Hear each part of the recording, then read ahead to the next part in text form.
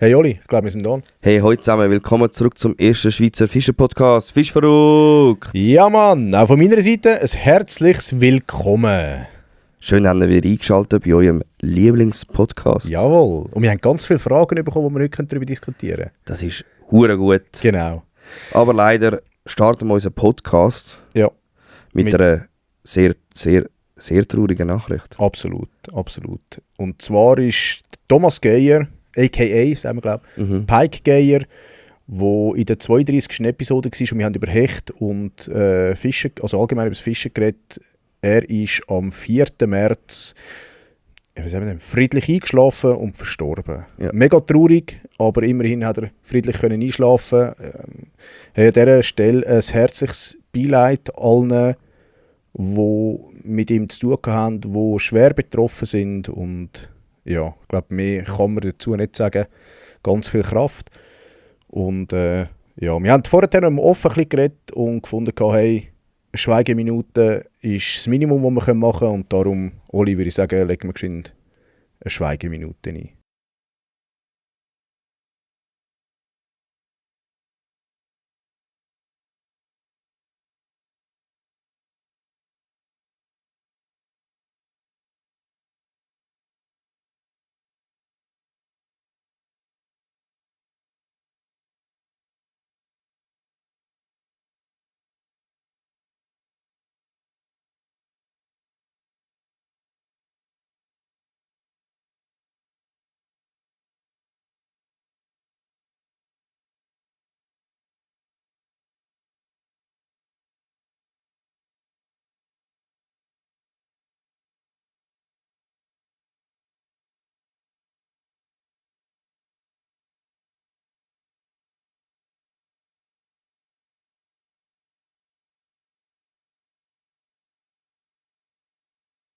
Hey, ich kann noch etwas sagen zum Gehen, oder kommen noch lustige Anekdoten in den Sinn, die er bei uns im Podcast war. Das muss ich noch sagen, das ist so ein bisschen... Ich hätte auch noch eine Anekdote zum Gehen, ja. Und zwar, wo ja der Geier zu unserem Podcast gekommen ist, der Oli und ich, wir haben hier wieder so richtig High-Season gehabt, ich weiss nicht wieso, irgendwie sind beide ein bisschen später gewesen, oder der Geier einfach früher, das ist auch möglich, das weiss ich nicht mehr. Auf jeden Fall... haben wir den Geier geschrieben, ja, er sei da, und dann dachte ich, fuck, ich bin noch nicht da. Der Oli auch noch nicht. Habe ich gesagt, ja komm, geh nie, meine Frau ist daheim. Und dann, oder hat er gar nicht geschrieben, ich weiss es nicht mehr. Dann bin ich heimgekommen und dann höre ich zwei drin reden, gell? Und dann bin ich zum Stubentisch hergelaufen, da steht der Geier dort mit dem Bier in der Hand, mit dem Kopfpapier, das er mitgenommen hat. Schaut mich an und sagt, hey Scheisse, sorry, wir sind Bier runtergefallen, ich musste eins trinken, es ist ausgeleert, aber ja, da nehme ich auch eins. So geil.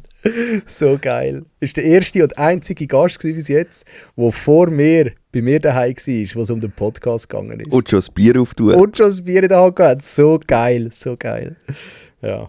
Sehr geil. Ich erinnere mich gerne an den Moment zurück, wo ich den Geier kennengelernt habe.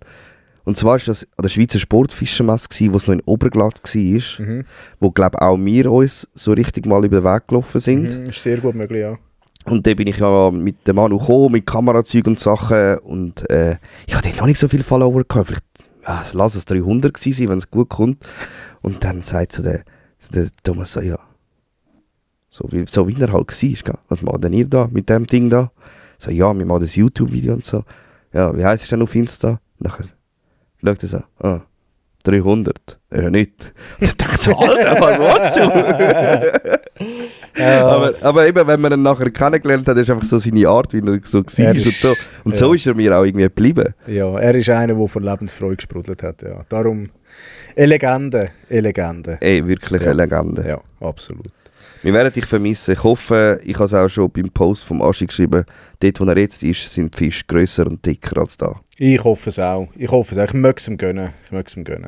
Ja, dann würde ich sagen, nach dieser traurigen Nachricht gehen wir die erste Rubrik vorstellen von diesem Podcast. Ist irgendwie leislich der Jingle, gell? Ja, aber ich habe das Gefühl, ich bin leisig auf meinen Headphones. Kannst du mir ein bisschen mehr geben? Ja. Irgendwie. Ja, natürlich kann ich dir. Ich gebe dir so viel mehr, Oli. Und weißt du, was ich dir auch noch mitgeben? Jawohl! Du musst mal wieder auftun. Oh ja, warte. Ich finde das so lustig. Die schlauen Ohren haben es vielleicht gehört. Wir hocken hier im Podcast-Räumchen. Ja, genau. Und zwar haben wir ja noch etwas oben von der letzten Episode. Übrigens ist sie sehr, sehr, sehr gut angekommen. Ich habe mega viele private Nachrichten bekommen. Ja, eigentlich schon lange nicht mehr auf Episoden. Sehr viel auch Telefon von Robin von Toppis oder so. Und gesagt, mega geil mit dem Roman. Ich glaube, das ist... Das haben sie ja mega viel in die Story genommen, habe ich gesehen. Ja, das ist wirklich gut umgegangen. Ja, absolut. Ja, gut, ich meine eben, der Roman kennst jetzt du YPC, das ist uns ja klar gewesen und ich glaube, man hört nicht jeden Tag vielleicht so jemand einmal auch da in der Schweiz. Er hat es mega gut übergebracht, er war mega sympathisch gewesen. Also sehr ein angenehmer Gast, so. Nicht irgendwie einer, der mega schüch ist und zurückhaltend, sondern wirklich er erzählt. Und das finde ich mega cool. Das habe ich mega geschätzt. Es ist wie beim Enrico, den man kennt, der auch ihn hast fragen und du hast eine ellenlange Antwort bekommen, wo du denkst, hey, wow, jetzt hast du eigentlich gerade alles, auch die nachfolgenden Fragen erklärt. Ja, voll. Mega geil, super, ja.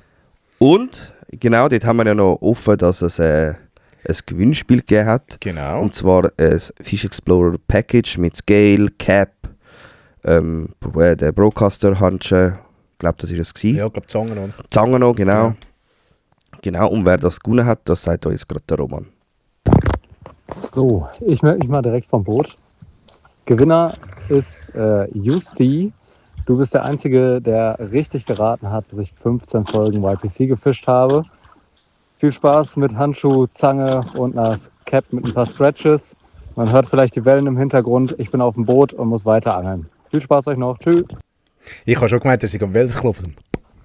Nein, ich glaube, er ist in Holland. Da haben wir eine richtig geile Fotos geschickt schon von den richtigen Tanks. Also, geil. Ich glaube, er ist richtig am Abräumen.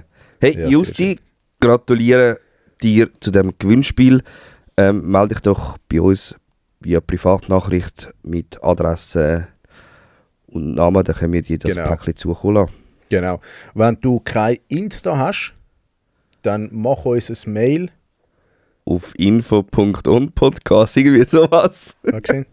Ich vergesse es immer. Ich auch. Das ist so eine, wer hat die scheiß Mailadresse ausgesucht? Wir am Anfang, ja, weiss, weil wir nicht gewusst haben, wie wir unseren Podcast nennen. Aber könnte man es noch ändern? Nein, eben nicht. Gell, das ist scheiße. Also, mach euch... Nein, doch nicht da. Mach uns ein Mail an info.onpodcast@gmail.com. Also info.onpodcast. On steht für Oli und Nico, für die es nicht wissen. podcast@gmail.com. Wichtig, @gmail.com. Weil sonst kommt es nicht an. .ch kommt nicht an. So. Und am einfachsten ist sowieso über Insta. Ja, am einfachsten über Insta. Oder Leute da mal aufs Geschäft an, 0900. Genau. Ah nein, das ist nicht deine, sorry. Das wäre auch lustig. Genau. Yes. Genau, und ich sage, auf Reaktionen oder auf gewisse Fragen werden wir sehr wahrscheinlich auch im Thema oder dann im ersetzten Entweder-Oder. Ich glaube auch. Ja, absolut. Genau. Ich würde sagen, wir gehen mal in die nächste Rubrik, und zwar meine Woche, deine Woche. Ich glaube, so aufs 5-Jährige oder so müssen wir mal einen neuen Jingle haben. Mir verleidet der irgendwie gar nicht. Wirklich? Ja. Okay. Dir schon? Ja, dann kannst du ja mal auf die Suche gehen. Dann kannst du mal ein paar schicken, ja. Siehst. Ja, schauen wir mal. Ja. Gut. Willst du anfangen? Soll ich anfangen? Ja. Hey, habe ich eigentlich, wie soll ich sagen, meine, ja, mal okay, können wir eigentlich in meine, nein, komm, das nehmen wir dann in die News. Ja, das nehmen wir in die News. Hey, ich bin fischen am Züsi. Und ich bin am letzten Februar, der Zürichsee hat ja keine Hechtschonzeit, offiziell. Aber ich heb mich ein bisschen dran und lasse die März, April lasse ich in Ruhe und tue mich dann ein bisschen anderem widmen. Genau, auf jeden Fall, ich bin dann Ende Februar noch einmal fischen. Hey, und ich bin mit dem Sam unterwegs gewesen, Sam Goes Fishing, mit dem Teamfischer. Wir haben noch ein weiteres Bötchen dabei gehabt, mit 3 Jungs drauf. Hey, und dann sind wir raus, Seebecken, rühren, der Sam und ich. Die anderen sind auf Meilen raufgefahren dort, haben Scope eingesetzt, sind am Scopen gewesen. Sam und ich zuerst noch ein bisschen Müsli hin und her gerührt und so und ein bisschen geschaut, wie, wo, was. Der E-Motor noch ein bisschen eingefahren, richtig geiles Teil, Mann. Geiler Drift-Mode, wirklich bombastisch. Funktioniert. Ich will ihn jetzt schon nicht mehr loshaben. Geil. Ja, ist wirklich geil, Und das Boot liegt seidefein im Wasser mit dem E-Motor, es ist wirklich geil ausbalanciert. Wir hatten beim Werfen nichts gehabt, sind dann schlussendlich Richtung Zürichhorn über, haben dort der erste, also es war geil, der Sam ist der, der gesagt hat, ja, jetzt dunkelt es dann ein, jetzt können wir den Techt werfen und so. Und kaum ist es dann ein bisschen dunkler geworden, hat mir auch gesagt, hey, wann hast du eigentlich vor, Scopen? Sam, jetzt hast du doch, was, hallo, du hast all deine Januarhechte oder Februarhechte, hast du alle im Dunkeln gefangen, ohne Scope. Ja, dann haben wir das Scope eingeschaltet, da haben wir dann den ersten Fisch gehabt, nichts Spezielles. Da habe ich das mal angerufen und gesagt, hey, wo sind ihr? Ja, sind immer noch zu Meilen, ob wir fahren dort runter, gehen noch geschwind zu der Schür, zum Spot dort, wo ich gezeigt habe, und da kommen wir dann auch ins Seebecken. Aber ich habe gesagt, ja, ist gut, easy. Hey, 5 Minuten später läutet er mir an, völlig überdreht, gell, und sagt, hey, Scheiße, hey, fuck, hast du auch schon 94er Seeforellen pelagisch gefischt? What the fuck? Was? Willst du mich verarschen? Nein, warte, ich schicke dir gerade ein Foto. Hey, dann hat er mir ein Foto durchgetan. 94 oder 93 war sie auf der Scale. Ja, ist scheißegal, aber hey, so ein Seefond. Also wirklich, auf einen schwarzen Pelagic Shad, der Westin Twin Tees heisst der, glaube ich. Der Black Mamba ist der, so schwarz mit Goldflakes drin. Hey, aber auf der Gross. Ich habe immer den Kleinen dabei gehabt, oder den Kleinen R, und er hat wirklich den Grossen gehängt. Er hat 2 Echos gesehen rumschwimmen. Er hat gedacht, er nimmt jetzt aktiveren Echos, bis vielleicht eher. Er hat gedacht, sie sind Hecht, eingerührten Fisch raufgekommen, Köder gefressen. Und dann im Kästchen haben sie gesehen, oder im Fäumer, Entschuldigung, haben sie dann gesehen, dass ein blau-grüner Rücken hat. Und dann haben sie gesagt, hä, und das andere? Dann haben sie die Fäumer ins Boot genommen. Fuck, ein Seefond. Wunderschön gezeichnet, ein riesen Hurenmöbel. Ja, das glaube ich. Ja. Wir hatten darauf aber noch 2 kleine Hechtchen gehabt. Ja, dann haben wir dann die Übung abgebrochen, haben noch ein Bier zusammengenommen und haben den Abend noch ein bisschen ausklingen lassen. Aber wunderbar gewesen. Also wirklich so einen geilen Abschluss von der Saison. Bombastisch, ja.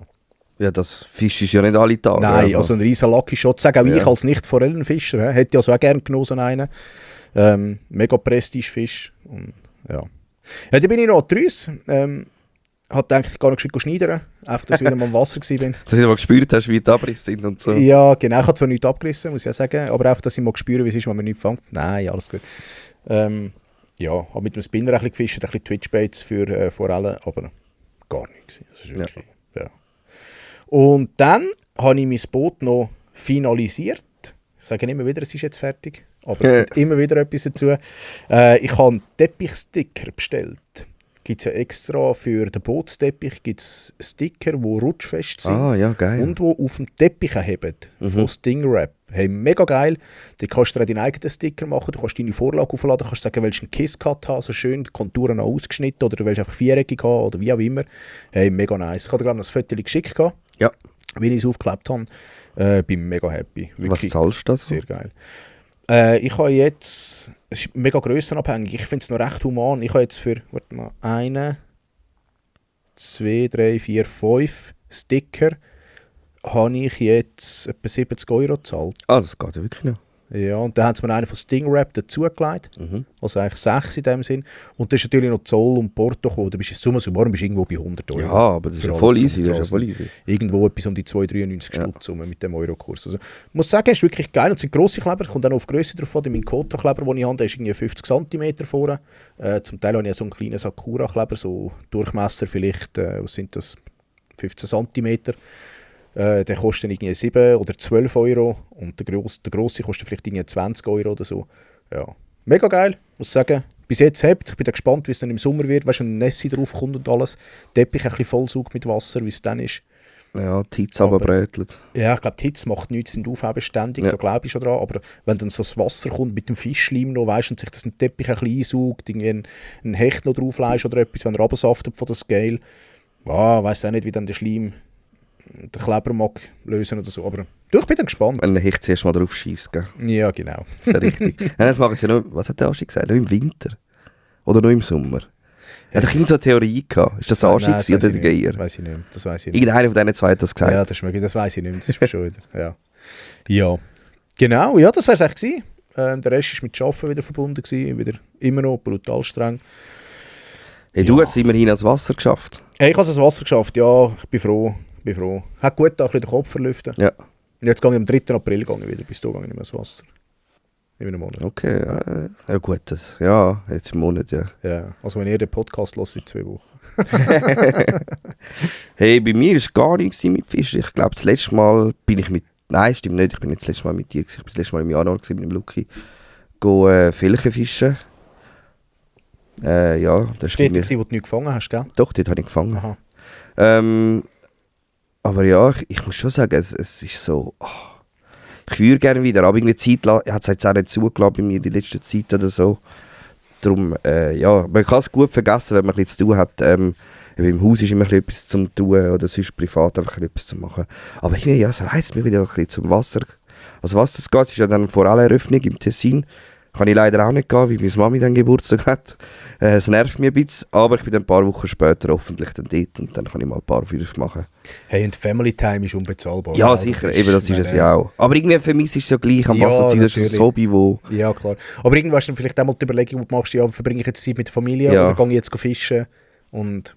Ja, du. Das ist schon so. Das ist so ist es mir auch mitgegangen. Das ist jetzt das, was dann im April kommt, wo wir ja eingeladen worden sind. Vom Marc Schlecht und von Michael Portner zum Hechtfesten. Stimmt. Dort müssen wir noch schauen, wenn so ist, wie wir das machen. Genau, dort müssen wir dann... Also ich würde es ein bisschen... Gut, du kannst am einen Datum benötigen, ich kann über beide Datum Ja, ich kann nur am 22. Ich würde auch ein bisschen wetterabhängig dann machen. Ja, oder? Ja. Also wenn es dann seicht wie blöd, dann müssen wir ja nicht gehen. Nein, ja, dann ist es dann ist für mich fertig. Nein, hör auf. Genau, eben dort ist bei mir auch so, ja, also 2 Tage investieren finde ich dann auch ein bisschen viel. Wir müssen ja noch schauen. Geil, also ich finde auch eine Woche geil. Ja, wenn man das kann, ja. Genau, dann kommen wir zu dem, was ich eigentlich auch noch wollte. Ich habe mir ein Kajak zutun. Jetzt offiziell auch ein Kajak. Ich bin dann gespannt, wenn ich das erste Mal da die Jungfernfahrt machen kann. Wie es dann abgeht. Die Frage ist, ob ich es einfach mal auf der Greifensee rühre und eine Runde drehe. Oder ob ich schon mit Fischen verbinde. Ich würde fischen, weil es reizt die einen Weg. Genau, es reizt die einen Weg. Dann ist eben die Frage, ja, was machst du jetzt noch bis im Mai warten? Schießt mich auch an. Kannst du felcheln? Ja, weiß auch nicht. Ja. Nein, du bist auch schon gefälchert jetzt im Januar. Ja, aber das ist jetzt nicht meine Fischerei da. Warten und... nein. Dann würde ich es vorher noch ins Auto verladen und irgendwie einen Lunger rauffahren. Ich kann gerade sagen, so habe ich es gemacht. Wann habe ich es echt im Januar gekauft? Oder auch im Februar. Und dann bin ich an den Lungersee rauf. Aber ich sage dir eins, der Lungersee im Winter mit dem Kajak ist scheisse. Gut, jetzt ist ja Frühling. Es ist gleich scheisse, weil Warum? das Wasser ist unten. Und du musst es über einen ganz Schlag ziehen. Stimmt. Jetzt und das ist mühsam. Ich hatte so einen Krampf, bis ich den Krüppel endlich im Wasser hatte. Und da habe ich geschneidert. Stimmt, das ist ja das mit dem Wasser. Das habe ich ganz, eben darum ist es so, ich würde gerne irgendwo ein bisschen Test fahren. Nebst dem habe ich noch geile BKK-Kleber bekommen vom Stefan Stefan Breu. Darum, die will ich irgendwie auch noch drauf kleben. Vielleicht mache ich das vorher noch. Mal schauen. Kannst an Kundelfingerhof habe ich gehört, dort ist es erlaubt. Das wäre noch etwas. Sigi, los mal. Wahrscheinlich können wir nicht mal wenden. Das lange Garn, wie der Einschlag viel zu schlecht übrigens, mit dem City habe ich auch noch geredet, wegen dem Kundelfingerhof. Ich habe gesagt, ich möchte unbedingt mal dort durchkommen. Ich will einfach, dass ich mal gewesen bin. Einfach, dass ich mal gewesen bin. Aber ich kann ja dort hechten oder Zander fischen, du musst nicht Forellen fischen. Nein, die haben ja alles andere nicht drin. Ja, eben, ja. Ja. Nein, ich will einfach mal dort durch, einfach, dass ich mal gewesen bin. Du bist noch nie gewesen? Nein, ich bin noch nie in meinem Leben dort. Kannst du mit mir mitkommen, kannst du mein Gastding haben? Ja, das hat Sidi eben auch gesagt. Oh, easy. Ja, komm. Das machen wir mal. Ja, machen wir. Sidi, der Oli meldet sich mal bei dir noch, oder bei euch, macht man noch Gruppen. So, stimmt, das ist auch noch oben. Das ist auch noch die Challenge, das Ding halt. Das müssen wir halt mal noch in Angriff nehmen. Ja, unbedingt. Oli meldet sich mal bei dir. Ja, wenn ich es nicht vergesse. Dann habe ich jenste Reels noch gedreht. Eins habe ich bereits heute schon gedroppt, also wenn ihr das gesehen habt, ist es am Dienstag schon online gegangen. Das Unboxing vom Paket von Fish Explorer. Dann kommt noch, nein, ich will nicht spoilern, ich sehe es dann noch 2 weitere Reels. Das ist einmal so ein bisschen, Reels drehen braucht einmal auch 2 Stunden, auch wenn es nur 1 Minute Reel ist. Schneiden will ich gar nicht anfangen, aber es braucht einfach immer Zeit. Und ja, das ist so ein bisschen das, was ich gemacht habe diese Woche. Sonst geht es mir ein bisschen wie dir. Eben, ich nutze sehr so Family Time. Und dann ist halt auch beim Arbeiten immer wieder etwas. Mhm. Daily Business. Ja. Aber wir kommen ja nachher noch dazu, wir haben noch eine spannende Frage bekommen im Q&A. Genau. Wo wir sehr wahrscheinlich ein bisschen ausholen werden. Absolut. Dann würde ich sagen, wir kommen zu Infos aus der Szene. Und man könnte ja meinen, Nico, du hast mega viel News. Gell? Musst Aber richtig ist nur wegen dem runterscrollen, bis du dran. Ja. Ja. Ja, ich tue mir auch die Links einfach einkopieren, Das damit ist ich die doch vom OneNote nachher kann raus in die Shownotes kopieren kann. Wenn ich daran denke, falls nicht, sorry Jungs und Mädels. Genau. Hey, weißt du, was ist mir aufgefallen? Es ist nicht Fly vs. Jerk oder YPC drin. Ja, es ist wie schon wieder ein bisschen vorbei. Also Fly vs. Jerk. Ist noch nicht durch? Noch nicht durch, ja. Ich habe noch nicht mal angefangen zu schauen. Ich habe glaube die erste Folge... Ich habe die erste Folge geschaut und die Teams... Ja, ich muss wieder mal liegen. Sind wieder für mich wieder nicht die bekannten Teams und dann interessiert es mich auch nicht so. Ja gut, für mich ist und es ist wieder nur wieder ein Fly-Team, was wieder so... Ja, immerhin hat es ein Fly-Team. Ja, richtig, müsste man ja fast sagen, aber irgendwie fände ich es ja geil, wenn es ausgeglichen wäre. Ja, weil es heisst Fly vs. Jerk. Ja. So macht es für mich keinen Sinn, das Turnier. Ich muss wieder mal schauen. Ich habe jetzt, bei mir ist halt diese Saison, die aktuell noch anhebt, und jetzt sind die Playoffs, die losgehen. Und beziehungsweise zuerst Play-Ins, Bezug gegen die Rappi Lakers. Aber nachher die Playoffs und nachher kommt die WM. Ja, es ist so ein bisschen... Eben ja. Und ich finde, Both Side hat ja etwas Ähnliches gemacht. Ich glaube auch auf zwei Videos, wo sie auch gegen oder der Milan und der Pontes gegen von Vision 2. Und das ist... Sorry, das war einfach schon interessanter gewesen, zum Schauen, ich weiss auch nicht. Ja, komm, bleiben wir bei diesen Infos, die wir aufgeschrieben haben. Die anderen Fly vs. Jerk und YPC können wir ein anderes Mal noch aufgraben. Ist ja noch nicht... Ja, wir haben letztes Mal ja lange über den YPC geredet. Genau. Hey, ich habe da einen Link bekommen von der Eva Bayer. Sie war ja schon bei uns im Podcast gewesen, also 2 Links genau gesagt. Danke vielmals, Eva, an dieser Stelle. Mega cool, dass du mich zumindest da so versorgst. Es liegt wahrscheinlich nur daran, dass der Oli kein Telegram hat. Ja, fix. Jetzt ist WhatsApp oder SMS. SMS, genau, und MMS. MMS ist, glaube ich, abgestellt. Ja, ist ja gleich. Auf jeden Fall hat Fiber, Fischereiberatungsstelle, die hat einen Bericht zu der Live-Sonar-Technologie. Mega spannend, finde ich. Es sind Studien, die Pro und Contra darlegen. Und es gibt, also die Studien sagen vor allem aus, dass man die eine sagt, mit Live-Sonar fängst du mehr, die andere sagt, mit Live-Sonar fängst du nicht mehr. Also ich finde es mega cool. Ich hoffe, ich denke daran an den Link für die Shownotes. Ich will da eigentlich auch nicht weiter darauf eingehen, es ist ein relativ langer Text. Wenn ihr mal Zeit habt, hört das durch. Es ist auch wieder der Arlinghaus, der dort noch das eine oder andere gemacht hat. Und der Rest halt vieles in Amerika. Es ist sehr gut erklärt, Gefahren, Chancen etc. Ich probiere euch den Link hier zu geben. Dann die Fassbelastung. Die PFAS, oder PFAS, die Ewigkeitschemikalien. Polyfluor, ja, ist ja gleich. Ja, will ich gar nicht erst anfangen. Wir haben ja schon darüber berichtet, dass im Zugersee der Verkauf von Hecht und Egli nicht mehr gestattet ist vom Berufsfischer, dass nur noch von den privaten Fischern konsumiert werden und dürfen konsumiert werden. Und jetzt hat auch der Aargau so eine Weisung herausgegeben für den Hallwilersee. Ja. Und dort drinnen wird ganz klar angewiesen, der Hecht, dass man da nur noch eine Portion an 120 Gramm pro Monat oder eine Portion Egli-Knusperli oder einfach Egli darf essen oder sollte essen, weil man sonst die Ewigkeitschemikalien in dieser Zeit, die baut sich auf, also die bleibt wirklich drinnen. Habe ich mega spannend gefunden. Ich glaube, das sind nicht die einzigen 2 Tümpel, wo das so ist. Ich glaube, da werden noch viel, viel weitere, nur schon wenn ich an den Zürichsee denke, wie der verbaut ist rundherum, wo da werden belastet sein. Ja. Da wird es jetzt aber verdammt spannend, weil das zwingt ja eigentlich die Leute zum Catch-Release machen. Weil du musst ja sagen, okay, ich habe meine 120 Gramm schon. Oder du gehst nicht mehr fischen, weil eigentlich darfst du ja nicht mit der Absicht, das Wasser geht, um den Fisch wieder freilassen, laut Gesetz, oder? Richtig. Das wird jetzt hure interessant dann. Es gibt ganz eine coole Lösung dafür, das nennt sich Tiefkühler. Ja, stimmt, natürlich. Das wäre dann, ja, das habe ich jetzt gar nicht gedacht, aber stimmt, ja. Weißt du, schlussendlich kannst du den Fisch eingefrieren oder so, oder? Also, ja, aber du schlussendlich musst jetzt selber wissen und jemand nach einem Hecht sagt, also ich glaube auch nicht, dass Leute regelmäßig ein Hecht fangen in der Woche, als Beispiel. Also, weißt du, dass nachher müssen sagen, ja, Scheiße, jetzt habe ich für das nächste Jahr, für die nächsten 12 Monate hätte ich genug Hecht, weil ich jetzt 2 Wochen bin fischen, oder? Also, ich weiss es nicht, aber ich denke es. Aber auf jeden Fall, ja, muss es jeder selber wissen, was er da konsumiert, wie er es konsumiert, etc. etc.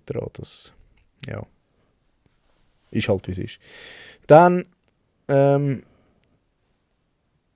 genau, der Fiber-Bericht über Sonar habe ich auch schon drin. Wow, gut. Habe ich sogar doppelt drin, sackstark, Nico. Dann noch ganz eine brandaktuelle News, die sogenannte Garmin Spy Pole. Garmin hat einen neuen Geber rausgebracht, den GT360 UHD. Das ist eigentlich das Pendant für Garmin-Fischer von Humminbird. Mit dem 360er. Ja. Man hat kein Live-Sonar, also man hat keine Live-Bilder, er ist ergänzend zum Live-Sonar zu nutzen, schreiben sie. Es ist ein 360-Grad-Geber, wie der Garmin der Mega 360er, wie man den eigentlich kennt. Wahrscheinlich wird er ein bisschen überarbeitet sein im Vergleich zu dem von Humminbird, weil halt Garmin erst jetzt damit rausgekommen ist und wir wissen ja alle, wie Garmin mit der Live-Sonar-Technologie rausgekommen ist, mit dem LVS 32-Geber und wie Humminbird rausgekommen ist. Das ist rein eine Annahme, gell? Das ist rein eine Annahme von mir. Das ist nicht irgendwie bewiesen oder bestätigt oder so. Ich habe die Bilder das erste Mal heute auf einem Video gesehen, ich habe die noch nie irgendwie in live gesehen oder so. Ja, ich glaube, da werden wir wahrscheinlich auch vermehrt Leute sehen, mit so einem rumfahren. Sieht eigentlich rein auch vom Aufbau. Hast auch die Stange vorne, wo du neben den E-Motor kannst auch nicht tun, als Beispiel, wo gleich aussieht wie beim Humminbird. Einfach der Geber selber ist nicht ein runder Geber, sondern ist eher ein länglicher Geber. Ja. Ja. Finde ich noch cool, haben sie es auch rausgebracht. Ich habe nur das Garmin-Setup bei mir mit dem 2D, mit dem Live-Sonar. Ja, wird jetzt für mich nicht gerade der Punkt sein, wo ich muss sagen, muss ich haben. Aber ich stelle es mir schon noch geil vor. Ja, gerade an vielleicht Gewässer, wo halt Live-Sonar verboten ist, kannst du das nutzen. Ja, genau. So. Genau. Wenn es kannst brauchen. Gell? Ich weiss halt auch nicht, wie der 360er ist. Also, der 360er von Humminbird habe ich schon ein paar Mal gehört, da musst du extrem stillstehen, dass du saubere Bilder bekommst. Okay. Und wie der von Garmin ist, weiss ich halt nicht. Ja. Das ist dann schwierig zu sagen. Ja, das wär's schon gewesen mit meinen Infos. Mehr habe ich eigentlich nicht mehr. Ich habe gar nicht so viele Infos. Nein, ich habe gesagt, du hast nicht so viele, weil es ist einfach wegen dem Link. Der Link ist einfach der Killer. Der Link ist einfach klar. Ja, so OneNote. Ja. Ja, aber... Du hast viel mehr News. Ja, voll. Ich habe mir ein bisschen angewöhnt, dass gerade wenn ich etwas gerade auf Insta sehe, manchmal denke ich einmal so, ja, ich tue es dann noch eintragen. Ja, kann ich. Der ich tue es dann noch eintragen ist dann gerade vergessen nach der 2 Sekunden. Nicht, genau. Mit dem muss ich es einmal gerade eintragen. Ja. Darum ist einmal, hat es jetzt ein bisschen News gegeben. Ich fange mit der ersten an. Tote Aal im Hochrhein hat es vom Fischereiverband SSV einen Artikel oder einfach auch einen Insta-Post, wo ihr könnt nachlesen könnt, dass wegen der Rheinkraftwerk über 90% Passagen einmal nicht schaffen. Dort haben wir auch ganz spannende Episoden gemacht mit der Eva Bayer. Ich weiß jetzt nicht, welche Nummer, aber steht Eva Bayer, könnt unbedingt die nachhören und sie erklärt dort eigentlich ganz schön, was eigentlich das Hauptproblem ist. Genau, und ich weiss nicht, können wir das schon droppen? Ja. Sie wird im Sommer, dieses Jahr, wird sie noch eine Gästin sein bei uns. Haben wir ja bei der Eva lernen. Danke Eva. Sie wird erst vorbeikommen und sie wird dann auch um eure Unterstützung bitten, vor allem auch für so ein Projekt. Sie hat da irgendeins in der Pipeline, wo auch spruchreif ist. Ich will da gar noch nicht mehr darüber verraten, ich kenne es auch nicht gross, aber sie wird euch da dann sicher ein Band ziehen und ja, könnt ihr schon mal vorbereiten, dass ihr im Sommer könnt unterstützen. Dann, Nico, hast du etwas gehört von der Aquafish? Ja. Ja? Ja. Du bist selber gewesen? Nein, du bist... Natürlich nicht, nein. Hey, gell? Ist Majorfish gewesen? Oh, nein, nicht, Majorfish war auch nicht gewesen. Wir haben uns entschlossen, dass wir das Jahr nur die Schweizer Sportfischermesse machen. Einfach, die Aquafish ist 3 Tage und ich sage jetzt vom Absatz her bist du gleich weit wie bei der Sportfischermesse. Klar, hättest du doppelt so viel wie jetzt, ja, aber hast halt auch den Aufwand einiges mehr und durch das haben wir dann gefunden, hey, nein, komm, Aquafish. Und ich habe das Gefühl, es hat immer mehr Ramsch gehabt dort. Irgendwie. Ja, darum bin ich auch, ich glaube auch jedes Jahr fast gewesen, außer dort einmal, wo Corona war. Und das letzte Mal, wo ich ja noch war, für euch filmen, das war Samstag, wo wir gekommen sind, es war leer. Leer. Und es ist nicht irgendwie am Nachmittag um 3 gewesen, wenn sich so ein bisschen messen, leer. Genau, das war so irgendwie am 11 Uhr auch schon leer gewesen. Ja. Und jetzt so ein bisschen, was ich... Eben, es ist rein, was Insta geliefert hat es jetzt nicht nach viel mehr ausgesehen. Ich habe nur einen Post gesehen, glaube ich. Aber Ja, Auch doch, dort, Babsi Kiewski hat ein bisschen etwas gemacht, aber Ja. also so ein bisschen, was sie so ein bisschen Vorträge und so macht. Okay, das weiss Und ich auch nicht. Felix Benito, das Karpfenangel, Ja. der war auch der gewesen, hat ein bisschen Storys gemacht, aber es hat jetzt nicht so ausgesehen, als nicht wie die Schweizer Sportfischermesse voll. Ja, ja. Oder Angelwelt Berlin, es ist immer noch so ein bisschen... Ja. Also nicht mich wundern, wenn jemand war und das Gegenteil kann sagen, dann bitte Haut raus. unbedingt in die Ja. Kommentare. Aber eben, es hat mich so ein bisschen gewundert, eben, es ist, wenn einmal eine Messe ist, siehst du doch jenseits Stories, Ja. wo da rausgehen und da ist einfach nichts gekommen. Ja, also eben, ich habe mich auch nicht mehr gross damit befasst, weil ja, schlussendlich ist es für mich, ja, wir haben keinen Stand dort und ist okay. Hey, dann, Stucki. Hey, darf ich noch etwas zu der Ja, Messe sagen? ja, sicher, Entschuldigung. sicher. Ich habe das völlig vergessen. Ich war an der Jagdmesse gsi, vom GSI. Stimmt, ja. Und? Ich war mit der Frau und dem Kind gsi.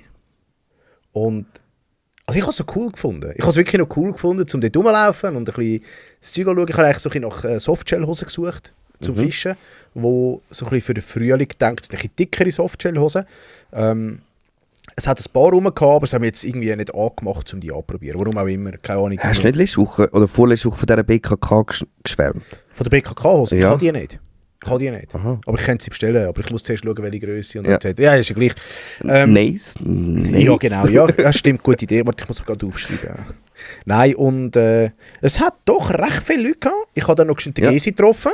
Und er war gerade ein bisschen überrascht, mich dort anzutreffen.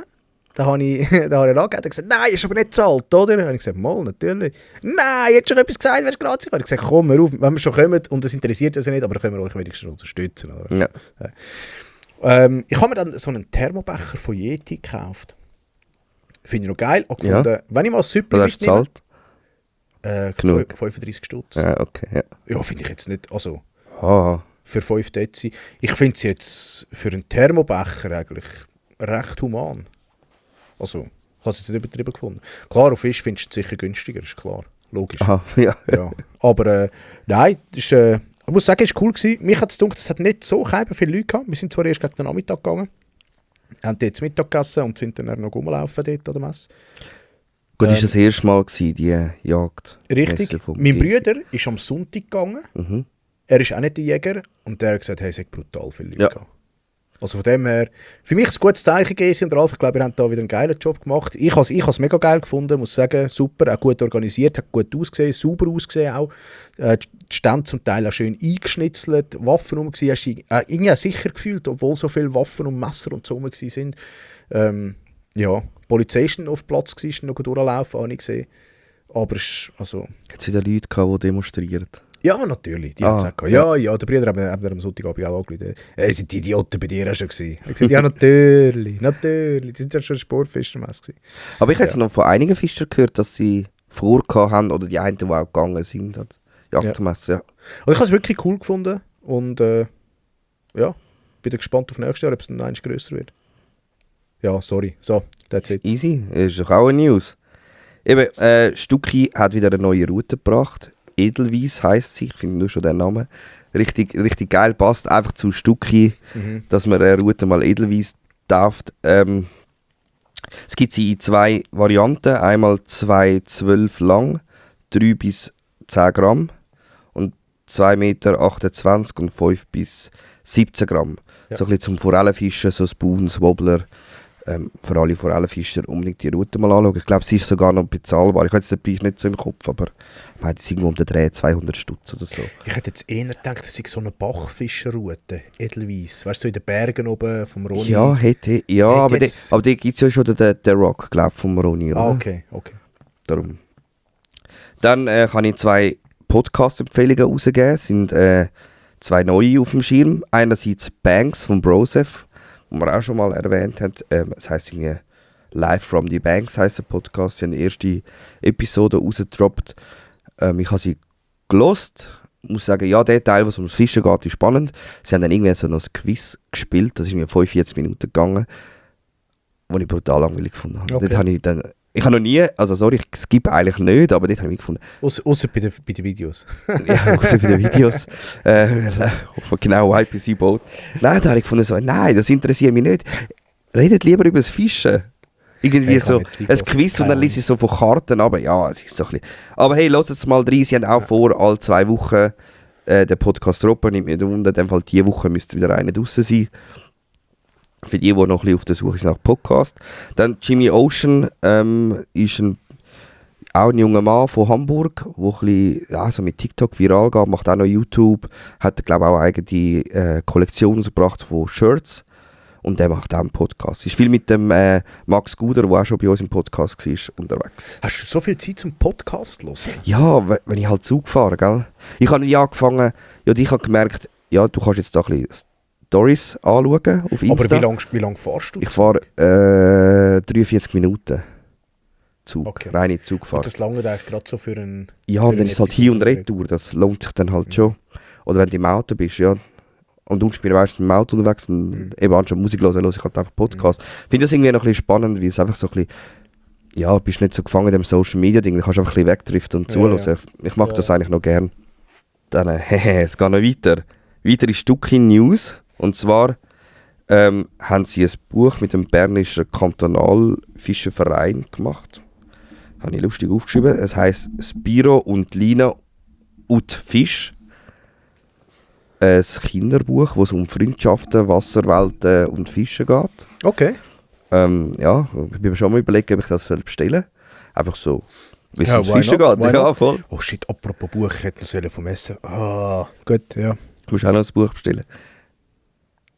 Dann im Kanton, ich weiß nicht, ob es Leute gibt vom Kanton Solothurn, die unseren Podcast hören. Ah, ich hätte mir schon noch Aber vorstellen. die haben spannende Regeln dieses Jahr. Und zwar gilt für alle der Sahnenkurs.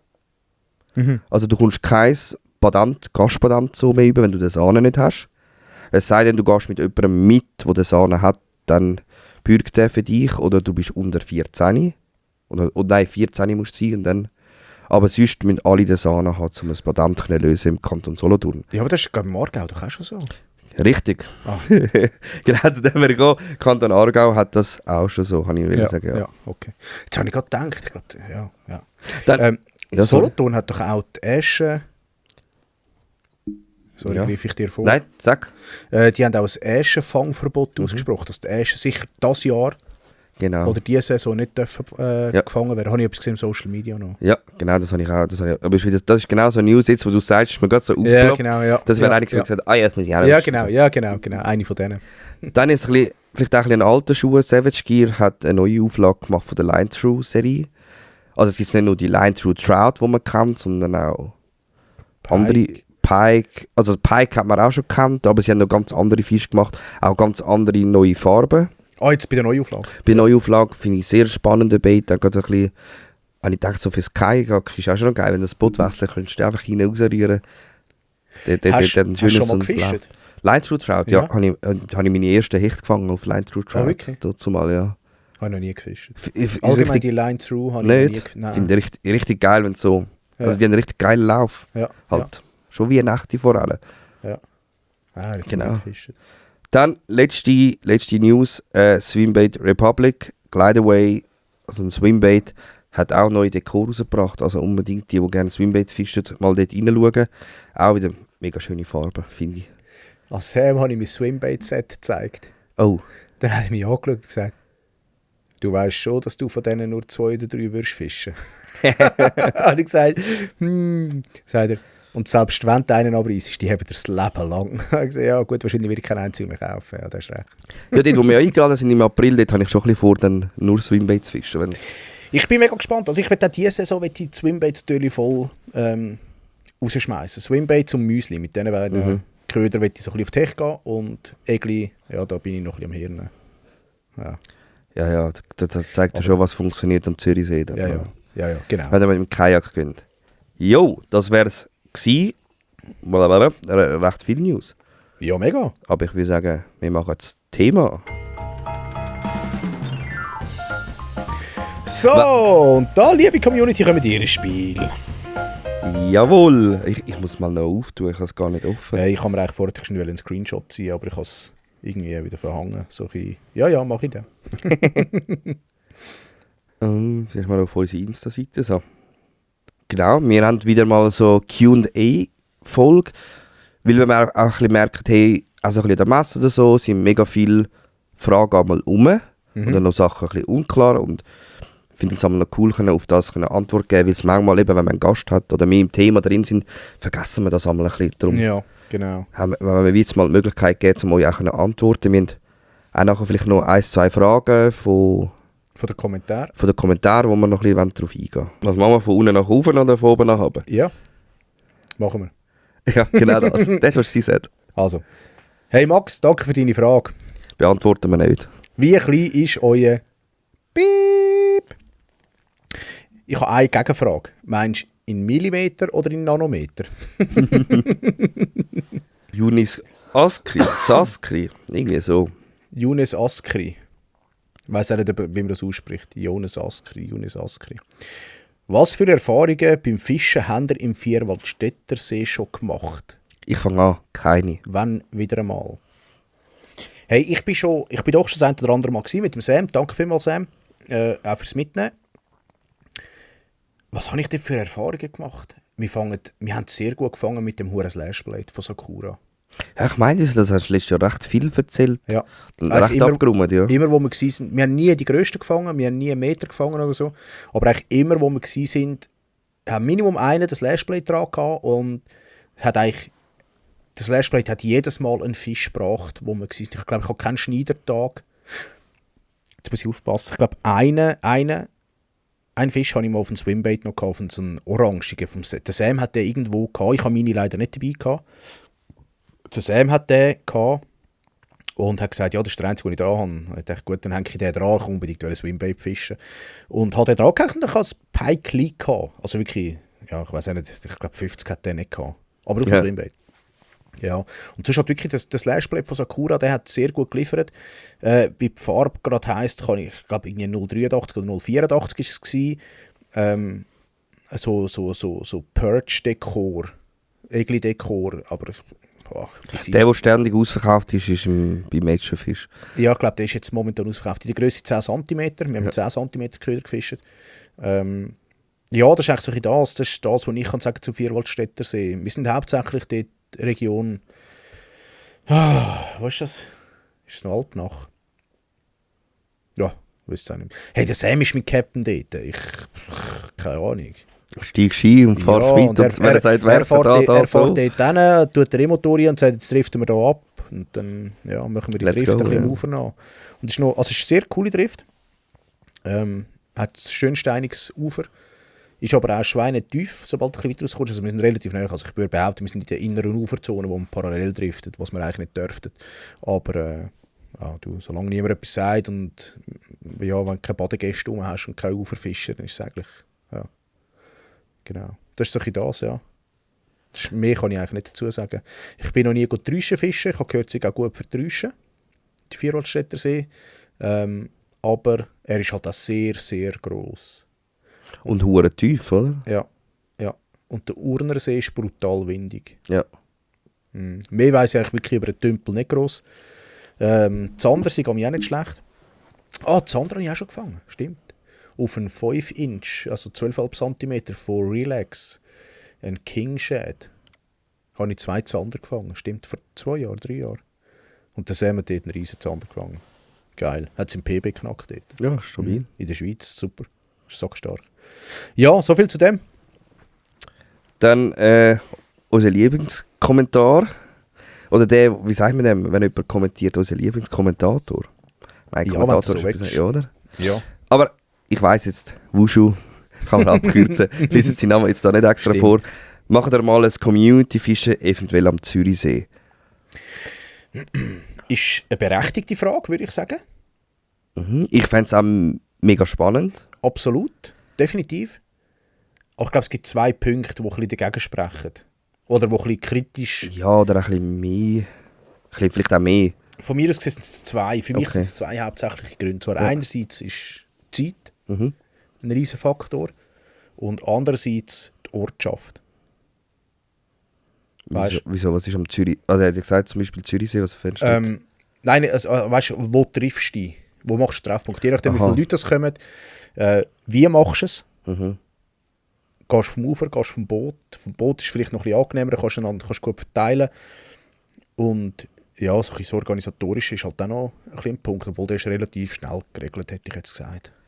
Ja, kannst irgendwo, Am Schluss kannst du irgendwo in ein Restaurant hocken und kannst sagen, so, jetzt können wir noch alle zusammen ein Bier nehmen, die wollen, können etwas essen, etc. Ich hätte an so einem Treffen halt noch einen anderen Anspruch. Irgendwie willst du ja auch etwas den Leuten geben, oder? Irgendwie so vielleicht ein Goodie-Bag oder so. Das wäre vielleicht mir, ja, ich weiss, du bist nicht so, ich bin eher so. Darum fände ich mehr so ein bisschen das, wäre, ja. So ein Community-Treffen würde ich ein bisschen grösser aufbauen, als nur sagen, hey, gehen wir fischen wie mit meinen Kollegen.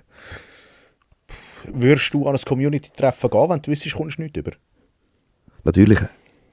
Wenn ich Ja, jetzt Nace würde sagen, würde ich gleich gehen, natürlich. Eben. Ja. Ja, vergleichst du es mit Nace, ja, okay. Nein, das ist vielleicht ein Scheiß-Vergleich, aber es ist jetzt vielleicht etwas, wo ich... Aber, ja. Ja, du.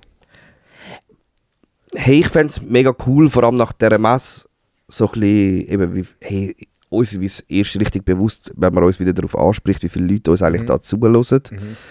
Also alles andere sind nur Zahlen, die du siehst. Ja, und ich vergesse es sehr gerne, wenn wir einfach jetzt da nur das zweite hocken, da in das Mikrofon reinlabern, vergesse ich das sehr gerne. Ja.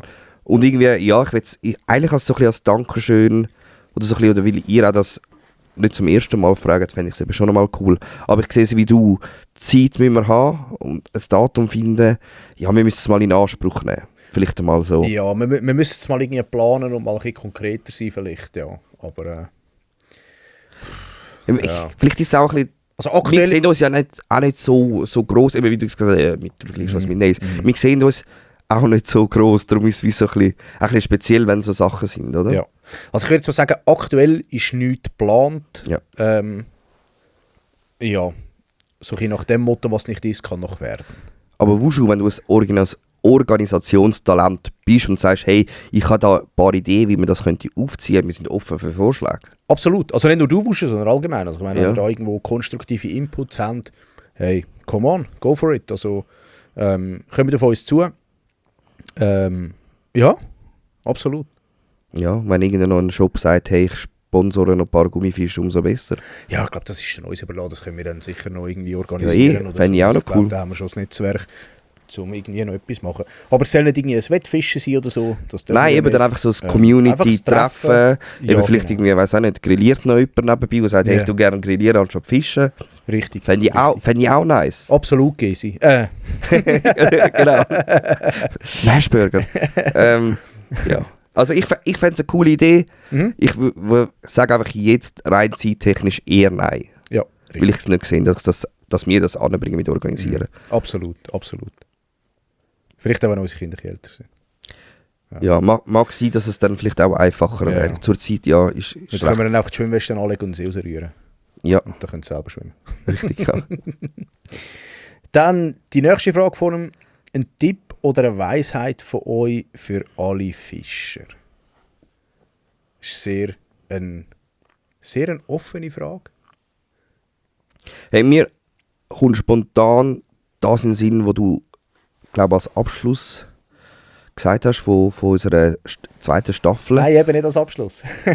Oder hast du es als Ding gesagt, als Zukunft? Ich weiß nicht mehr. Einfach so ein bisschen, hey, Zeit mit der Familie, mit Freunden ist viel wichtiger als unser Hobby.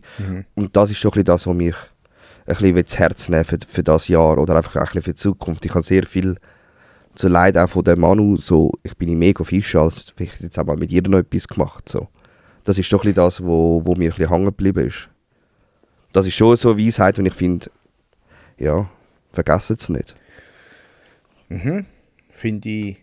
Ja, das ist mir auch als erstes in den Sinn gekommen. Geniessen die Zeit mit euren Liebsten. Ich muss mich einfach ein bisschen rechtfertigen, weil wir machen noch Podcasts, ich tue noch Reels drehen, ich mache noch dies, mache noch das fürs Fischen. Es ist ja nicht nur, dass ich gehe fischen, sondern ich investiere noch viel, viel mehr Zeit in das Hobby. Ja, richtig. Das ist es, richtig. Oder? Ich gehe nicht einfach sagen, hey, ich gehe 1-2 Mal im Monat fischen. Ja, exakt.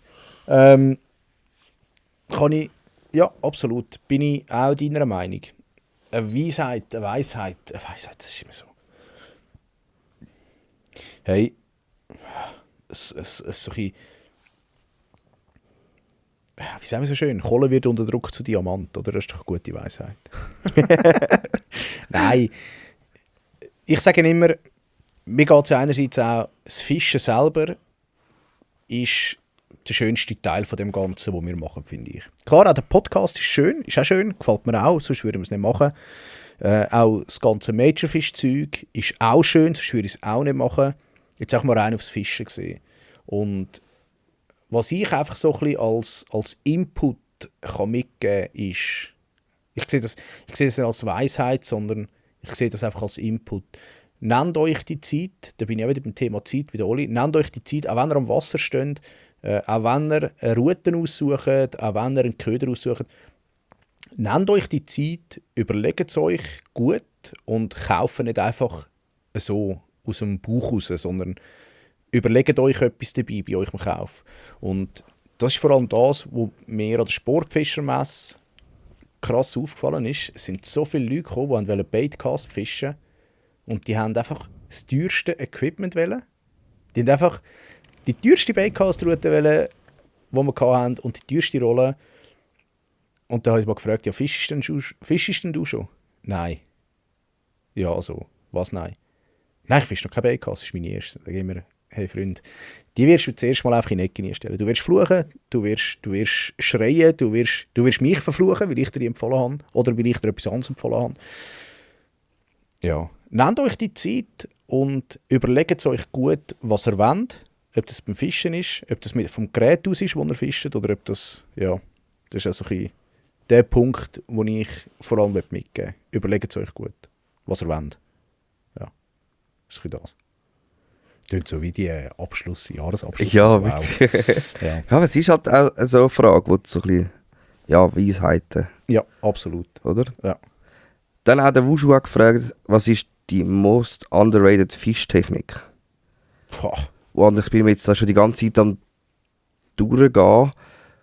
Und ist noch schwierig zu sagen. Ich meine, wenn ich es einfach auf die Schweiz beziehe, ist es glaube ich schon Swimbait fischen. Das machen nicht viele Leute, die ich kenne. Ja, und die es machen, sind Freaks. Ja. So. Ist schon so, ja. Wenn ich jetzt so einfach auf die Schweiz würde begrenzen, wäre es sicher Swimbait fischen. Most underrated. Jesus Gott. Ja, also es ist mir auch als erstes in den Sinn gekommen.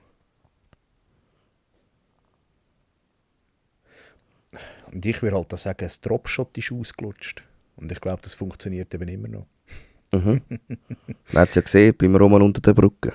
Ja, aber es ist für mich gleich, wenn ich mit irgendjemandem rede und sage Dropshot, dann heisst es, Dropshot, nein, Scheissdreck. Dann denkst du, ja, okay. Ich fische auch nicht gerne Dropshot. Ja, genau. Ja, darum, ja, ich weiss nicht. Aber ich würde auch sagen Swimbait. Swimbait ist underrated. Ich fische es selber auch zu wenig. Gehört für mich aber auch Jerks drin. Mhm. Das gehört für mich so ein bisschen ins Ähnliche rein wie Swimbaits. Ich glaube, das wird zu wenig gefischt. Ausser eben von den Cracks oder von denen, die wissen, dass es läuft. Aber von allen Chickfischer, sage ich jetzt einmal, wird das sicher nicht gefischt. Oder von allen Gummifischer wird das ziemlich sicher nicht gefischt. Ich habe auch das Gefühl, Swimbait. So, Wushu. Letzte Frage. Lustigster Moment am Wasser. Ja, bis jetzt habe ich immer noch gebrüllt. Das ist nicht mehr so eine schwierige Frage, die lustigste. Das fällt einem am wenigsten ein, finde ich. Ja, vor allem gerade so auf Kommando. Ja. Ich habe meine Fischervideos von Holland wieder geschaut, letztes Jahr. Ich bin richtig in Erinnerungen geschwelgt. Und es sind zwei Erlebnisse. Das eine hat nicht direkt ist nicht am Wasser gewesen, aber es hat auch mit Fischen zu tun. Aber das erste, was ich eigentlich sagen ist, ich habe einen Zander gefangen auf die Maximusroute, auf die Minigun.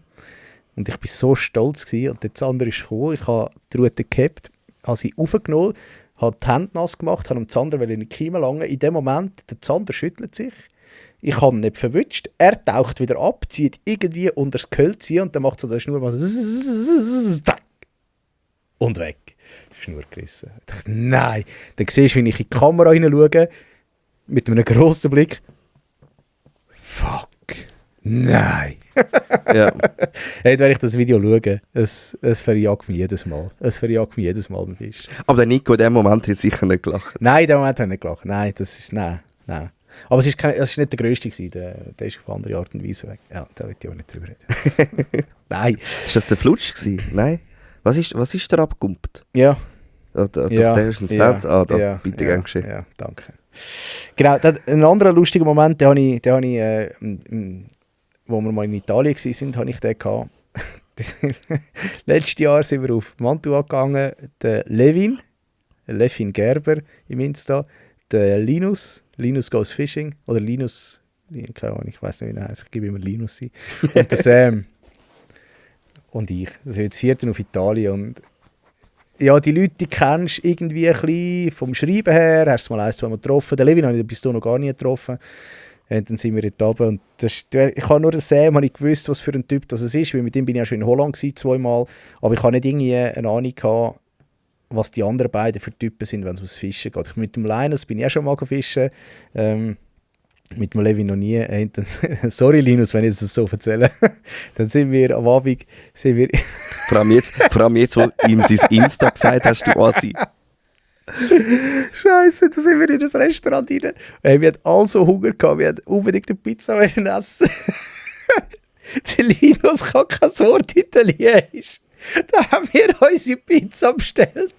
Und der Linus nimmt die Karte und zeigt mit dem Finger auf die Pizza, die er will, gell? Und wir haben gesagt, ja, okay, gut, tipptopp.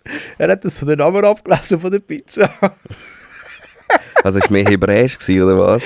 Ja, ist gut gewesen. Und dann ist die Pizza gekommen, gell? Ich schön Pizza Salami. Der Levinik, die Pizza, das weiss ich was für eine. Und dann kommt am Linus rein und die haben noch Gemüse drauf. Ah. Und wieso? Hey, Scheiße, Linus, was hast du für eine Pizza bestellt? Ich weiss doch auch nicht, ich habe einfach die genommen, die am meisten geschrieben ist, weil ich gemeint habe, da ist am meisten drauf. Okay, Linus, sorry, aber das ist lustig. Oh yeah. Oh, so geil, Mann. Aber weißt du, es war ja nicht fertig mit dem. Wir sind am nächsten Tag. Aber sorry, warum hat er euch nicht gefragt? Ich weiss es doch nicht. Linus, fragen kostet nichts. Wir sind am nächsten Tag, wir gehen zum Mittagessen. Oh nein, Linus, nein. Hey, jetzt können wir fast Tränen. Ist ein bisschen herzig. Dann sind wir in ein italienisches Restaurant, da gibt es ja immer Primi Piatti, Secondi Piatti, oder? Dort hat es ein Menü gegeben mit Vorspiel, also Primi Piatti, Secondi und dann noch irgendwie ein Kaffee und ein Dessert für 14 €.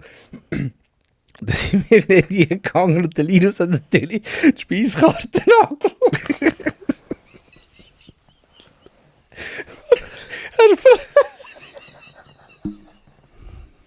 Hast du Fragezeichen schon gesehen in seinen Augen?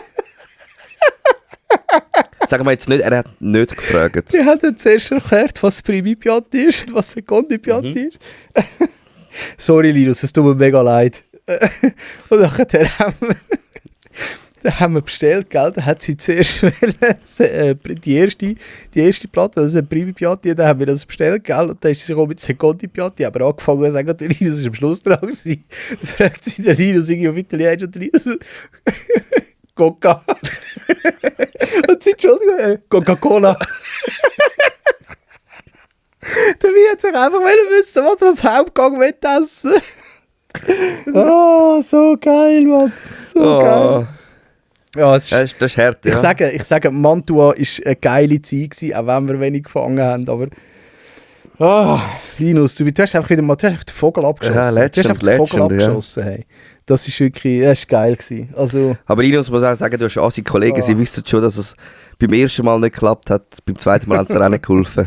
Wir müssen es gut überlegen mit diesen Freunden. Also wenn wir auf Italien gehen, nehmen wir den Linus wieder mit und ich schaue, dass wir irgendwie das übernächste Mal auf Frankreich gehen. Das ist so. Ob das dann besser ist? Ja, Linus.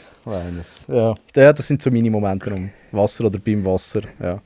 Hey, ich habe jetzt ein bisschen Zeit gehabt, wo du jetzt da die geile Story vom Linus erzählt hast. Ey, aber es fällt mir irgendwie nur eine Story, die einfach so im Nachhinein lustig ist. Und die mag jetzt auch schon 3 Jahre her sein.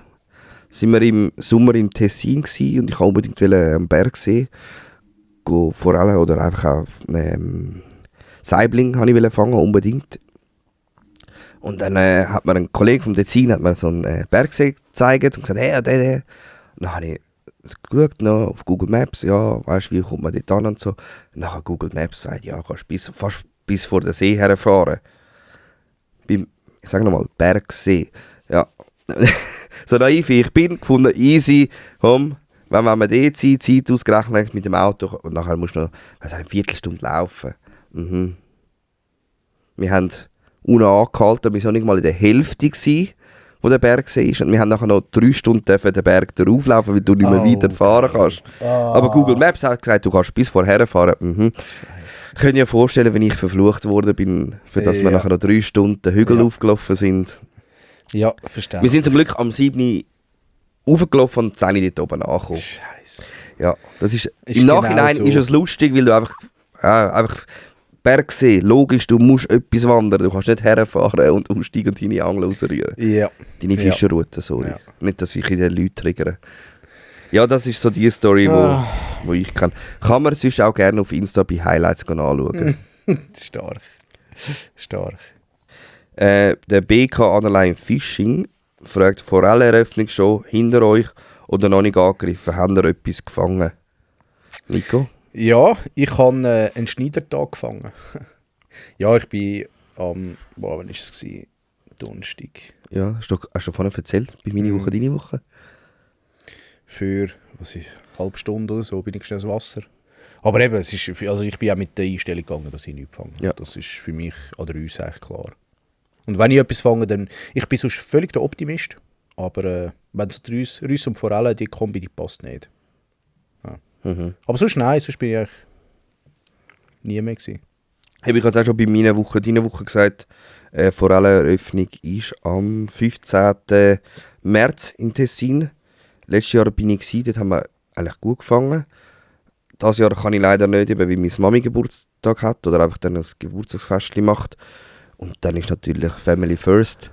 Genau, und ich muss dann schauen, wenn ich dann vor allem Saison starte, irgendwo voraussichtlich mal, sicher noch vor den Ostern, bevor dann alle ins Tessin runtersäckeln. Aber irgendwo dort will ich sich dann noch schnell fischen gehen, vor allem, ja. Mir läuft immer noch der Linus nach. Dann fragt der kleine Jost, hat sich bei euch beruflich und oder privat vieles geändert, seit ihr den geilen Podcast macht? Hey, danke vielmals für das Kompliment mit dem geilen Podcast. Merci. Geändert? Nein. Privat schon, weniger Zeit.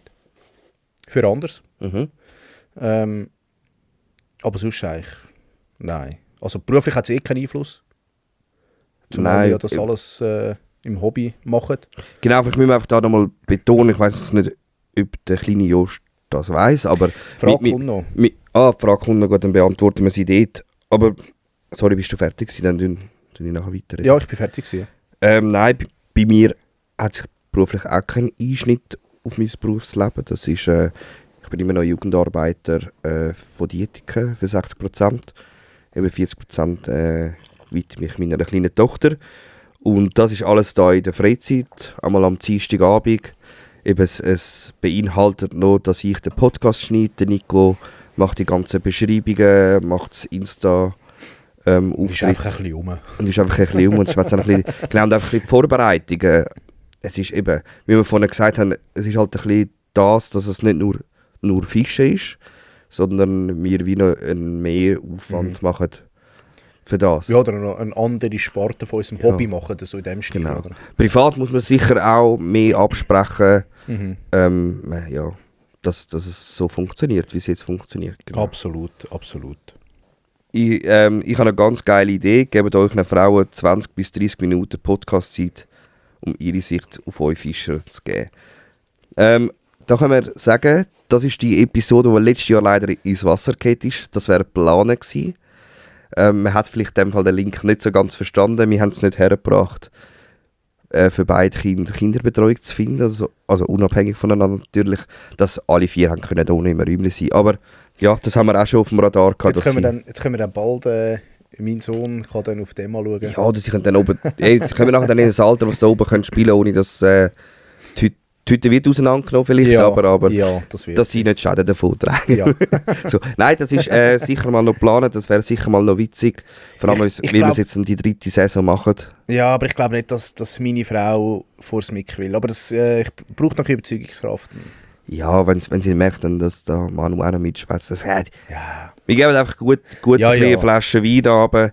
Ich kann ja eine Ja. Flasche Weisswein beitragen und dann wird dann das schon ein lustiger Ja, Nachmittag genau. da. Genau. Aber Wir haben es noch vor, eben wie gesagt, wie wir es noch umsetzen. Steht noch offen. Ja, absolut. Dann haben wir auch schon bereits die letzte Frage vom Peter Aschwanden.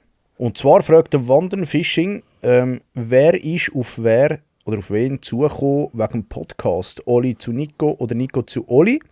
Und wie finanziert ihr das? Das sind eigentlich 2 Fragen in einem, wenn man so will. Ja, Peter, da merkt man, dass du die ersten paar Folgen in dem Fall nicht so genau gehört hast. Ja, aber ich muss ganz ehrlich sagen, ich glaube, also es ist nicht, ist jemand auf einen zugekommen? Oder hast du gesagt, du willst einen Podcast machen? Aus meiner Version ist es, glaube ich, schon so, dass ich gesagt habe, nein, ich will gerne einen Podcast machen. Nein, wir haben uns kennengelernt an der Schweizer Sportfischermesse. Genau. Dort haben wir dann so gemerkt, wir reden mega viel über das Fischen, wir haben auch mega viel miteinander telefoniert. Und bei mir war es schon lange so, hey, Podcast. Hätte ich gerne. Und dann habe ich dich doch gefragt, hey, hättest du Bock? Und du hast gefunden, ja, eh. Ich habe gemeint, du hättest es einfach mal angeschnitten und gesagt, ja, weißt du, so ein Podcast wäre schon etwas Geiles, aber es fehlt der Zeit. Oder so. Oder dann alleine habe ich gesagt, ja, absolut. Bei mir ja auch. Ich habe mir das auch schon 2-3 Mal überlegt, aber es fehlt auch mehr Zeit. Und dann, also, hey. Vielleicht ist es so, eins zum anderen irgendwie zusammenkommen. Nicht mehr. Auf jeden Fall, wir haben uns gefunden, was den Podcast angeht. Ich wüsste wirklich nicht mehr, wer als erstes mit dem kam. Ich wüsste es wirklich nicht mehr. Es ist, kommt mir auch nicht drauf an. Also, ist ja wurscht, ja, Jesus egal. Gott, nein, absolut. Ja, ich glaube, wir sind beide so ein bisschen dazugekommen. Irgendeiner hat mal angefangen, irgendeiner hat das Wort Podcast zuerst ins Maul genommen. Wenn es um ins Maul nehmen geht, ist Oli sicher weit vorne. Magst du ihn? Danke. Ja, und ich meine, wir haben so viel telefoniert am Anfang. Haben wir sicher 2-3 Stunden haben wir einmal telefoniert und gesagt, hey, das können wir auch aufnehmen, anstatt da nur für uns behalten. Genau. Das vor allem Sprachmemo muss, glaube ich, viel hin und her geschickt. Ja, voll fix.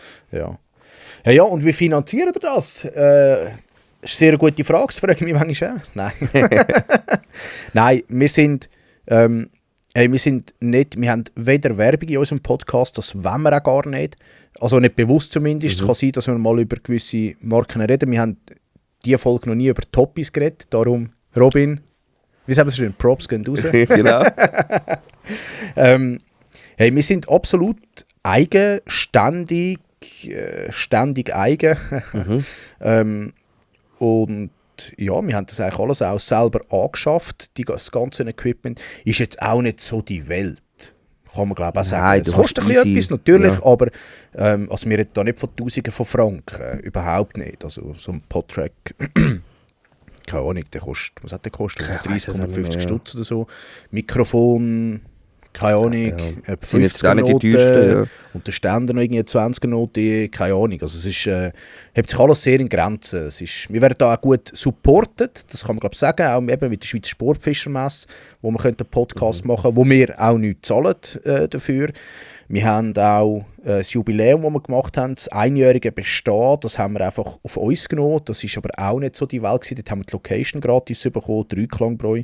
Ein bisschen Essen und Trinken. Ja, Essen und Trinken ist hier gesponsert worden vom GESI, beziehungsweise von der Schweizer Sportfischermesse. Das haben sie übernommen. Also das Essen, das Trinken haben wir dann übernommen. Ja, also es ist jetzt auch nicht so die Welt. Also, nein. Eben und Gewinnspiele sind meistens von den Gästen, die irgendwie bei der Firma sind. Gewinnspiele sind auch alle gesponsert. Genau. Das ist so, ja. Also wenn wir irgendwie ein Gewinnspiel haben, auch wenn wir nur das zweite Erfolg haben, dann ist es vom Majorfish gesponsert, in dem Fall in meinem Namen. Wenn wir einen Gast haben, nimmt er in der Regel ein Gewinnspiel mit. Die meisten eigentlich. Oder hauen etwas raus. Und das ist eigentlich alles auch gesponsert. Da zahlen wir nichts dafür. Das wird effektiv von dieser Firma dahinter, wenn du so willst, geschenkt. Ja, also wir sind eigentlich, viel zu finanzieren gibt es in dem Sinne nicht. Und ich meine, unsere Zeit, das nehmen wir auf uns. So, das tragen wir selber, genau.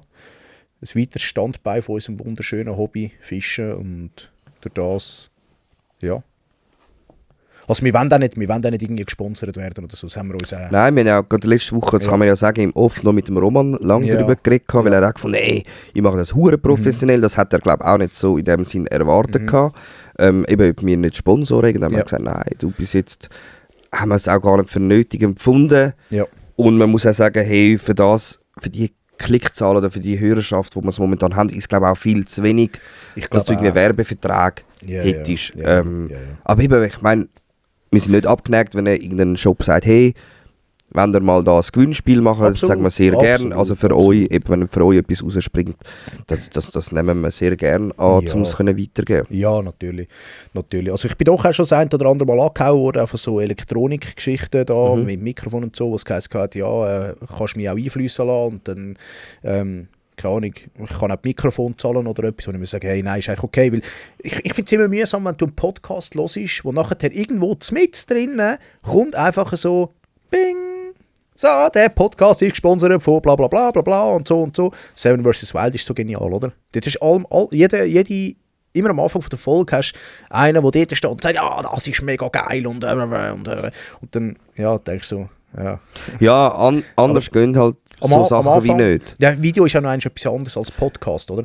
Aber am Anfang Ja, ich kannst habe du aber viele wenigstens Podcasts, überspringen. ich höre einen Formel-1-Podcast, der auch über Sponsoring läuft. Und ich meine, die Leute leben von dem. Eben, wir beide gehen arbeiten. Ja, Wir machen es in der klar. Freizeit, eben, wenn wir ein finanzielles Interesse daran hätten, Dann würde es dann anders aussehen. würde es anders aussehen. Ja, Dann wären wir ja, vielleicht ja. auch auf das angewiesen. Eben, man muss auch sagen, wir haben, ich glaube, ich weiss nicht, du hast, glaube ich, Kontakt gehabt mit Swiss Podcast einmal. Und ich glaube, Ja, die haben eine müsste Zahl ja wieder gesagt, wo ich glaube, way weg ist, dass wir das jemals könnten erreichen Ich weiss im Fall nicht mehr. an Ich habe Hörerschaft. keine Ahnung mehr. Keine Um das Ahnung. da auch, ich meine, wir müssen euch auch sagen, da springt finanziell von Spotify, von Nein, irgendeiner anderen Jesus, Plattformen gar nicht über. Nein.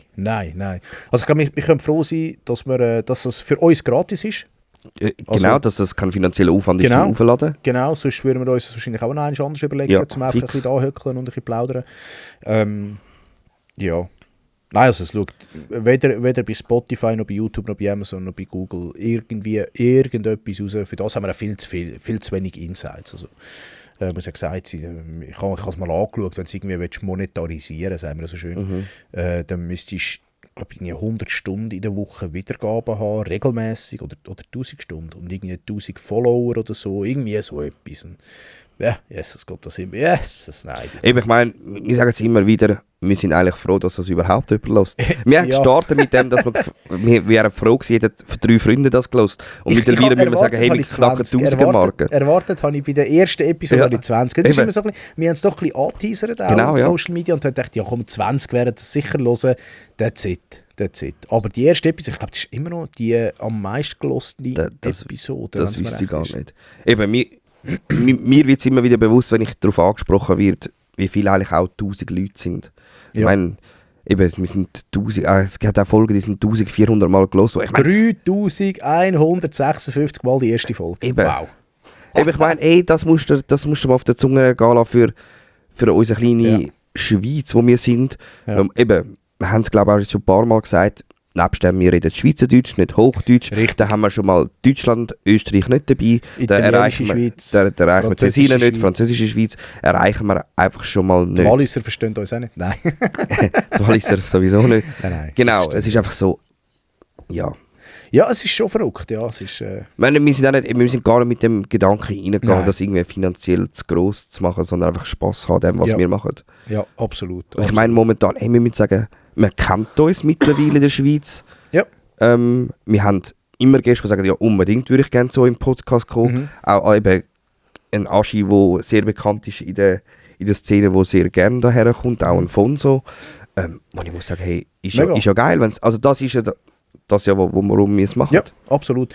Und was ich da auch muss sagen, an dieser Stelle, Gäste verlangen von uns nichts, auch ein Roman Ah, ja, verlangt stimmt, nichts, ja. auch ein Enrico, der der Gut, ist auch eine Voraussetzung, weil das könnten wir auch ja, nicht zahlen. natürlich, ja, nein, logisch, Ja, aber ja. ich sage es einfach. Also wir haben, was das angeht, haben wir auch null finanziellen Aufwand, gell? Das muss auch gesagt sein. Ja. Also das Einzige, ja nicht einmal das Bier bringt ja meistens auch mit.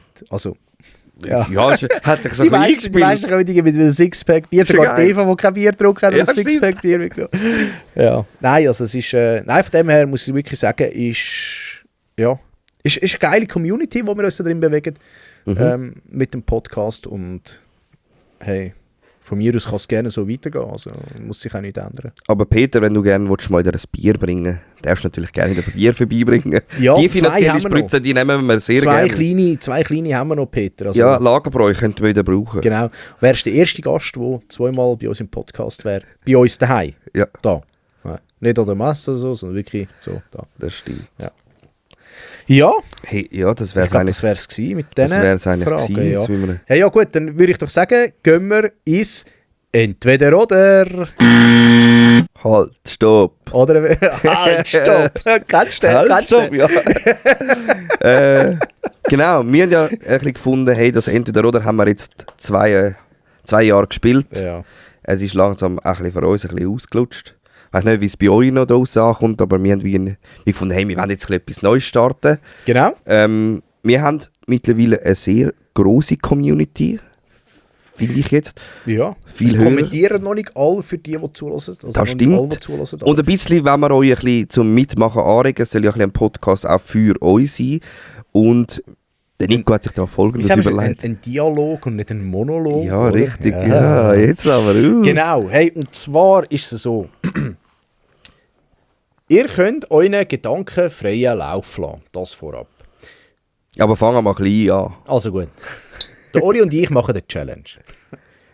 Und der Clou daran ist, ihr sagt welche. Und ihr sagt, wer die Challenge soll machen. Schreibt sie in die Kommentare.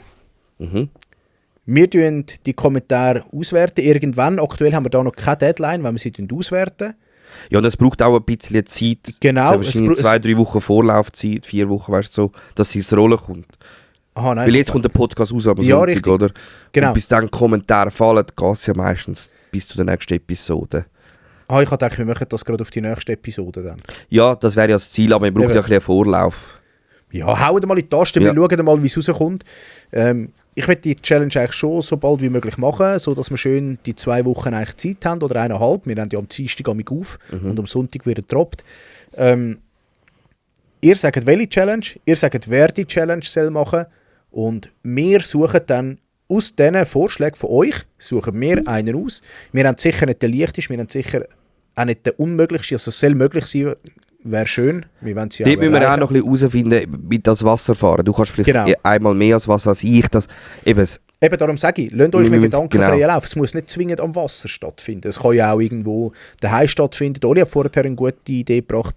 Schaffst du einen FG-Knoten unter 5 Sekunden, 10 Genau, Sekunden, ja. what else? 2 Sekunden finde ich ein bisschen knapp. ja, das wäre ein bisschen knapp, aber 5 Sekunden zum Beispiel. So Oder etwas. findest du einen Knoten, der mit einer Schnur so viel Gewicht hebt, oder weiss ich was, irgendwie so etwas. Wir schauen, welche Mittel das wir haben, um diese Challenge zu erfüllen.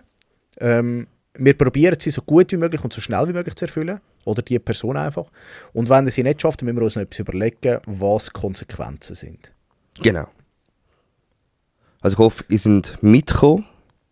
Ich hoffe es auch. Ich wiederhole es schon einmal. Jawohl. Ihr von der Community sagt, was für eine Challenge wer soll machen. Wir machen eine Challenge, entweder der Oli oder ich, die Nico. Und die werden wir erfüllen bis zur Aufnahme vom nächsten Podcast. Bis dann werden wir die erfüllt haben. Wenn nicht, droht dem Betroffenen eine Konsequenz. Und was das für eine Konsequenz ist, ja, das werden wir dann noch herausfinden. Da müssen wir uns selber auch noch ein bisschen absprechen, wie, wo, was. Beziehungsweise können wir dann sonst auch im nächsten Podcast sagen, was sind Konsequenzen. Und genau, denke nicht nur ans Wasser, beim Fischen, es kann auch etwas daheim im kleinen Kämmerli sein. Genau. Es wäre schön, wenn es mit Fischen zu tun hätte. Unbedingt. Wenn nicht, dann, ja, wenn nur Vorschläge nebst dem Fischen kommt, dann... Es kann auch sein, dass der Nico mal eine Folge nicht darf «Nice» sagen zum Beispiel. genau, über das wäre gar nicht herbringt. nice. Genau. Einfach so Sachen fände ich Genau. irgendwie noch witzig. Absolut. Soll Sind ein etwas bisschen lustig sein? kreativ. Wir werden auch schauen, dass wir das Ganze können, mit Video festhalten und so und ein bisschen updaten in der Story. Es darf, glaube ich, auch ein bisschen etwas Grösseres sein. Weißt du, nicht einfach nur «Fang einen Fisch» zum Beispiel, sondern, keine Ahnung, «Fang einen Fisch mit einem Mikrofonkabel». Nein, zu übertrieben gesagt. Es darf auch etwas sein, was ein bisschen länger geht, wenn man zuerst auf das eine muss warten zum Beispiel. Ist jetzt halt eben die Frage, ob man sagt, hey, in 1,5 Wochen musst du es erfüllt haben. Ja, das wäre schon schön. Und Eben, wenn es ja, nicht dann- geht, können wir immer noch schauen. Gut, wir können ja einfach aussuchen, was wir ja dann wollen. Ja, natürlich, aber es soll doch irgendwo machbar sein. Genau. Ist natürlich auch bei uns von den Zeitressourcen her, aber hey, hauen die Tasten rein. Ich bin mega gespannt, was Hey, ich da hätte voll rauskommt. Bock drauf. Eben auch nur schon, wenn man sagt, hey, jetzt sagt das Wort während dem Podcast, wäre ja Zum schon Beispiel, schwierig. ja. Zum Beispiel. Und das ist schon eine wäre Challenge, finde ich. Absolut, ja. Ja, wäre sicher sehr geil, wenn wir so etwas machen könnten. Nice. Ja, that's it. Und sonst haben wir nichts mehr zu sagen. Nächste Woche, übernächste Woche haben wir wieder Gäste bei uns. Hey, richtig. Ich muss da noch aufräumen. Ja, ich muss mich noch vorbereiten, aber ich darf gespannt sein. Sie sind das zweite.